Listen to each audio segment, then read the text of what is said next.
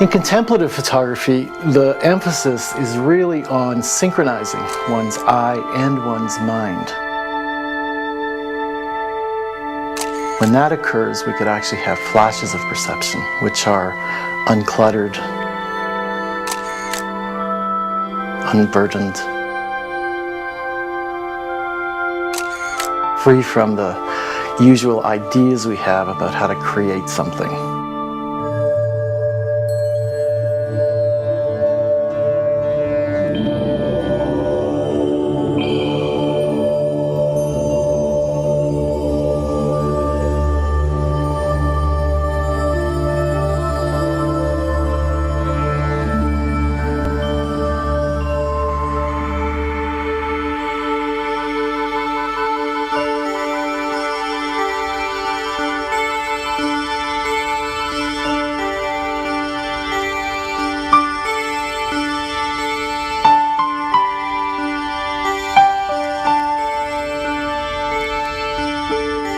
In Tibetan, Miksang means good eye.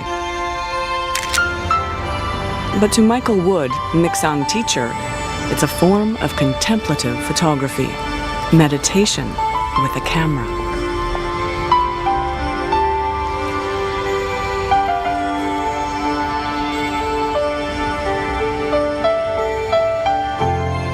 Miksang is a practice of developing a choice about how we see the world. Whether to look, as we usually do, from the viewpoint of our fixed ideas and preconceptions, or to open our eyes and see the world as it is, fresh and always new. You begin with choosing an element of the world, an element of the form of the world, such as color, for example, and you go out into the world and you look for that. And in the looking for something simple as color, light, texture, and seeing it again and again, it actually allows your eye and your mind to synchronize together until flashes of perception occur. The perception is not colored or filtered by thinking mind or by conceptual mind. You're actually just seeing things as they appear.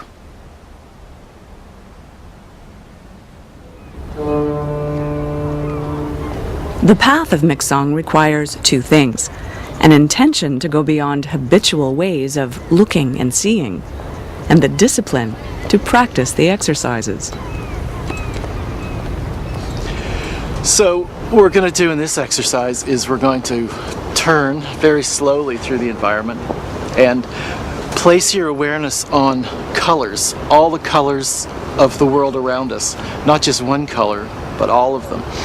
And I think it's important when you see a color not to dwell there and to look at it long enough so that you start identifying the thing itself, because we're really not interested in the things, we're interested in the pure color. So the idea is to just touch it and keep moving on, not even identify and say red, green, blue, but just see it, move on through the environment, just kind of sweeping through like radar until you hit another one, another one, another one. When people come along, they usually have a lot of ideas about what they want to see. Even when they see things, they have a lot of ideas. They have some associations about them. They mean something. They symbolize something. They remember them from the last time they saw them.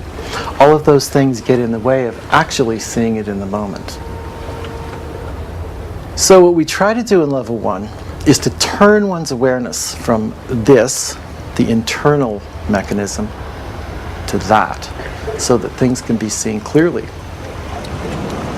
There was a course being offered, and the content of the course was written by Chogyam Trungpa Rinpoche, and at one point a slide of his came up, which was a Texaco sign, Texaco gas station, kind of split into two parts. There was this extraordinary blue space. I was very startled when I saw this photograph. I had never seen anything like it. It came from nowhere that I knew about, and I wanted to find out where that place was. Chogyam Trungpa Rinpoche was an artist, a poet, and a great meditation master and teacher of Tibetan Buddhism.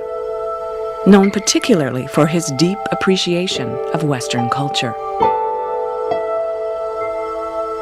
Trungpa wrote many influential books, but he's probably best remembered as the founder of Shambhala, an international non-religious tradition of meditation practice.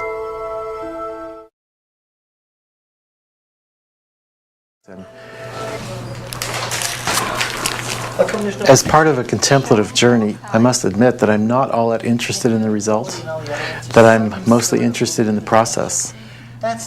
Taking the photograph and getting the slide back, it's a somewhat secondary situation. This is just my day-to-day life. That's where the real magic is. Trungpa Rinpoche talks about it as ordinary magic, that you could actually wake up in those moments. Shopping, washing dishes, getting up in the morning. This particular form of contemplative art is about discovering the world in a gentle fashion, appreciating everyday things, people around you, all of it. Taking it in, seeing it, connecting with it, and giving up the idea of wanting to control, manipulate, and most important of all is to get beyond the very basic idea of accepting and rejecting and ignoring. And just see what is.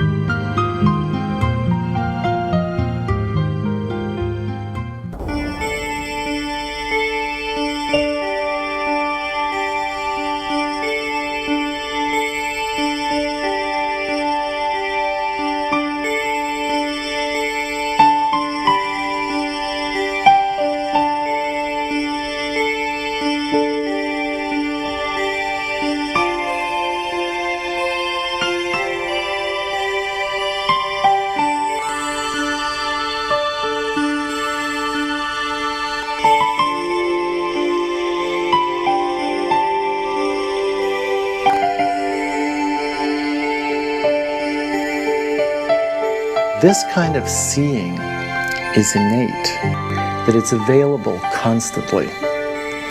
And it's not produced, it's just disclosed.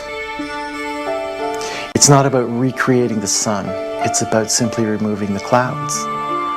And that's what this journey is about, is just removing the clouds so that the sun can shine, so you can actually see. It's an innate ability for all beings to see clearly. That means that you don't have to wait till you go to Morocco. What's in Morocco? You know, the sun, people, dishes, doors, all of it. It's always wonderful to travel, but not because over there is so great. Because right here is so great. There are endless perceptions available all the time.